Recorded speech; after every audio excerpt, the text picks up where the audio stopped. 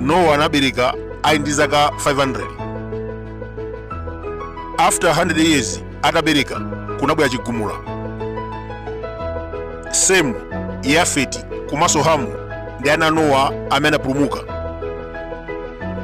Mulungu anagwiritsa ntchito kuti apange mtundu pa dziko lapansi. Ana onsewa anali amuna komanso anali ndi akazi amene anapulumukira limodzi. Mwachitsanzo, Semu anabereka ana 5. Anachuluka ndi kupanga mtundu wa aluya, Ayuda komanso Maindiya. Abrahamu, Yakobo, Solomoni, Davide, Yesu Khristu amachokera ku mtundu wa Semu. Kunali Yafeti, anabereka ana 7. Anachulukana ndi kupanga mtundu ku Europe. Genesis 10 verse 2 anatchula mayina ana Yafeti. Magogi anapanga mtundu ku Russia, Madai ku Turkey, Yavani ku Greece, Meseki mtundu wake umapezeka ku Romania, Tirasi Bulgaria komanso Tubara Armenia. Ameneyu anali mwana wachiwiri. Hamu analinso mwana wa Nowa, ndi amene anapanga anthu akuda pa dziko lapansi. Maafrika tonse kholo lathu ndi ameneyu. Anabereka ana 4: Kusi, Egypti, Kanani komanso Puti. Egypti anapanga mtundu wa Igupto, Kanani Mapalestina, Kusi ndi amene anapanga Maafrika. Anthu okuda onse amene timapezeka ku Afrika, ku America, ku Australia ndi kwina konseko, kholo lathu ndi Kusi. Baibulo likufotokoza pa Genesis 9 verse 25, Kanani anamutemberera adzakhala kapolo wa akapolo onse. Tchimo lake anaona maliseche abambo ake. Ndakuwuzani kale, Kanani mtundu wake ndi Mapalestina. History imatiunikira mmene anthu amenewa akuvutikira. Malire a Kanani tikuwadziwa bwino.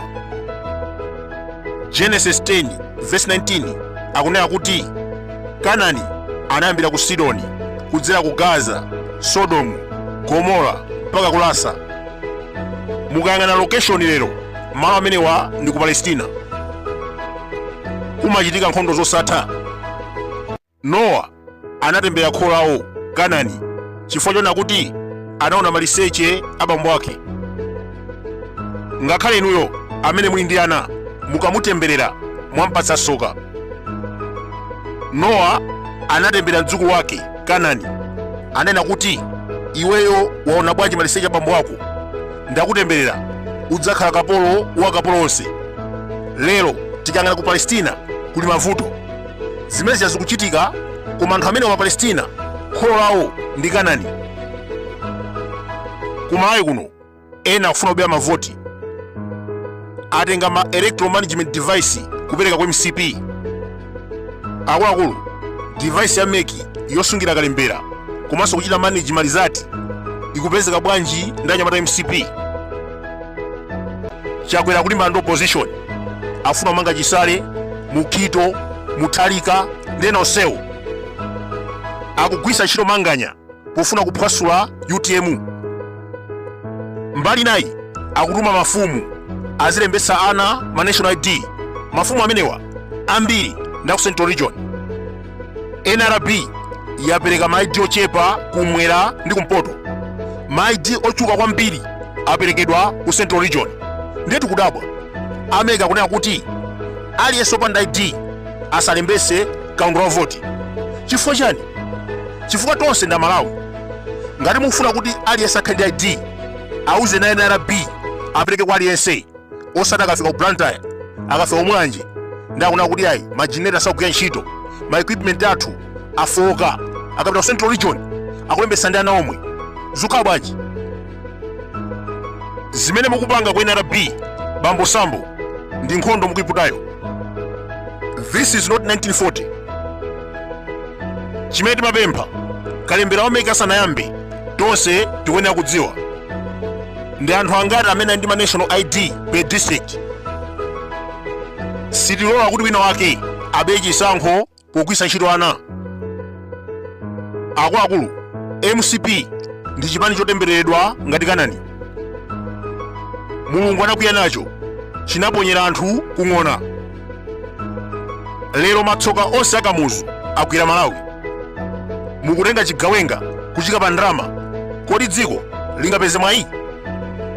MCP inaponyera anthu kung'ona kusita malesi, sinthabwalatu ngakhale atapita pa khoti umboni ulipo.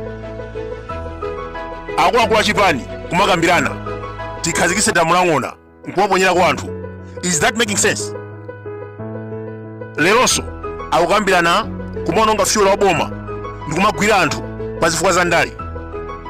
For this reason, ufiti, nkhanza, kuipa mtima, Malawi wabwera ndi tsoka. Taona ni ngozi daily.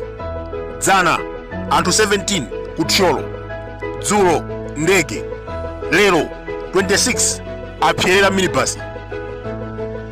Zonsezi zikubwera chifukwa cha mistake imodzi. 2020 munatenga Belezebulu ndi kumpatsa boma.